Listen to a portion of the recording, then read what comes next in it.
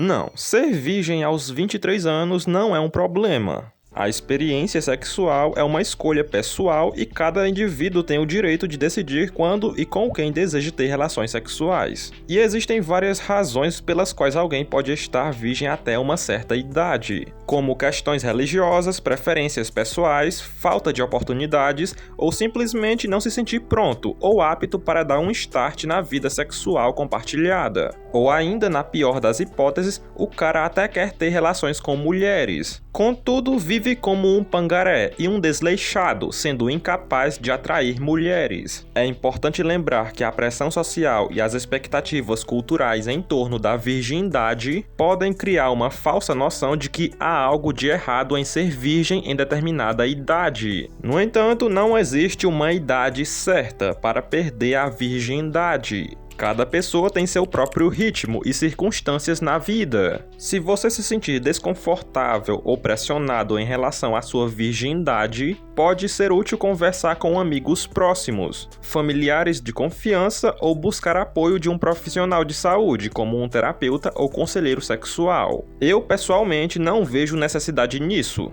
Contudo, eles podem ajudar a lidar com qualquer ansiedade ou preocupação que a pessoa possa ter e oferecer alguma orientação sobre relacionamentos, intimidade e sexualidade. Mas, em resumo, tenha 0% de preocupação, pois a verdade é que não existe data certa de perder a virgindade. Isso varia muito de pessoa para pessoa. E outra coisa, não foque em ter a relação sexual em si. Foque em se desenvolver como homem e no meio do caminho encontrar uma boa mulher que te faça feliz.